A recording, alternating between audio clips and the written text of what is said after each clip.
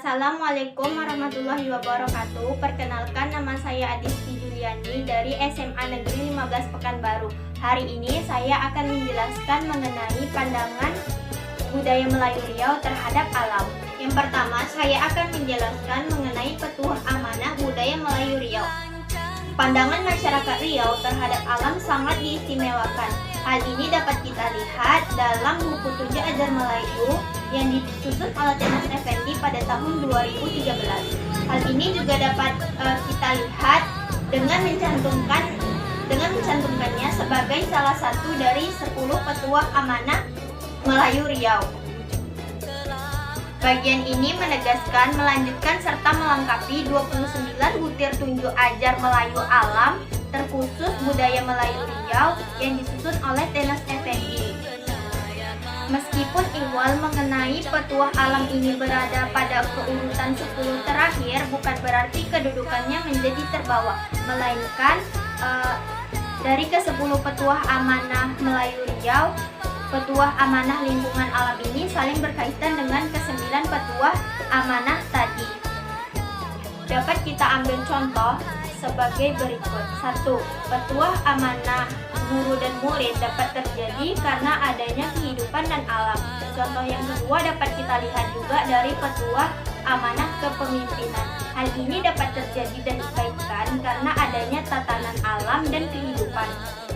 10 petuah amanah dalam budaya Melayu Riau. Yang pertama yaitu petuah guru kepada murid, yang kedua yaitu petuah orang tua kepada anak, yang ketiga yaitu petuah kehidupan rumah tangga, yang keempat yaitu petuah amanah yang bersifat umum, yang kelima yaitu petuah amanah mendidik dan membela anak, yang keenam yaitu petuah amanah kesetiakawanan sosial, yang ketujuh yaitu petuah amanah menghadapi hari kemudian, yang kedelapan yaitu petuah amanah pembinaan rumah tangga dan keluarga sejahtera, yang kesembilan yaitu petuah amanah kepemimpinan, dan yang kesepuluh petuah amanah alam lingkungan.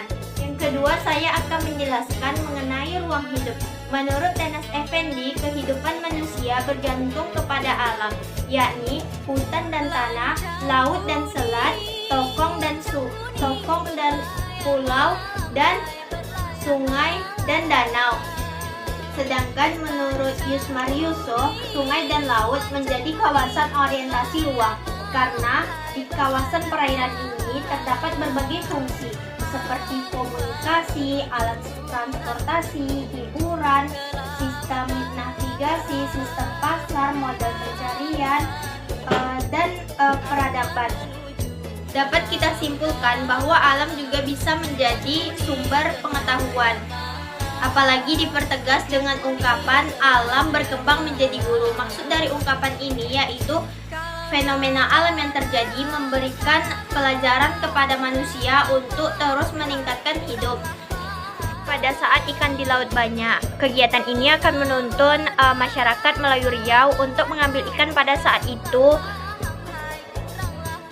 bukan pada waktu yang lain. Pengetahuan dari alam inilah yang dimanfaatkan oleh masyarakat Melayu Riau untuk terus mempertahankan hidup.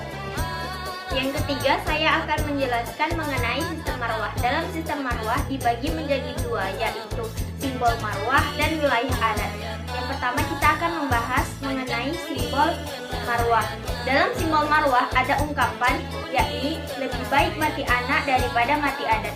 Arti dari makna dari ungkapan ini ialah bagaimana orang Melayu menempatkan posisi adat di atas segala-galanya dengan menempatkan posisi alam berada di puncak.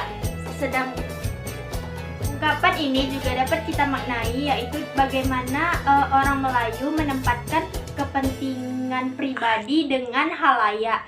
Ada 3 macam adat istiadat di alam Melayu. Yang pertama yaitu adat sebenar adat, yang kedua yaitu adat istiadat, yang ketiga adat yang diadatkan. Adat sebenar adat yaitu adat yang berlandaskan dengan Al-Quran dan hadis. Sedangkan adat istiadat dan adat yang diadatkan ini adalah adat yang berlandaskan dengan peraturan pemerintah dengan mengikuti kebiasaan-kebiasaan orang dulu yang dinilai baik. Yang kedua, saya akan menjelaskan mengenai wilayah adat. wilayah adat bagi masyarakat Riau yaitu tanah dan hutan menjadi sebuah ruang lingkup hidup dengan beberapa fungsi. Yang pertama yaitu sebagai eksistensi dan marwah, yang kedua yaitu sumber falsafah dan dinamika kebudayaan, dan yang ketiga yaitu sumber nafkah. Hutan dan tanah yang dilindungi disebut dengan rimba, sedangkan hutan atau tanah yang memiliki persekutuan atau perorangan disebut dengan tanah wilayat. Selain dataran, sungai juga menjadi wilayah adat bagi masyarakat Melayu Riau. Karena sungai memiliki unsur air yang dinilai sakral bagi masyarakat Riau. Unsur air ini menjadi sebuah bentuknya. Unsur air ini, sungai dipandang sakral bagi masyarakat Riau karena adanya unsur air sebagai bentuk dari terbentuknya wilayah adat.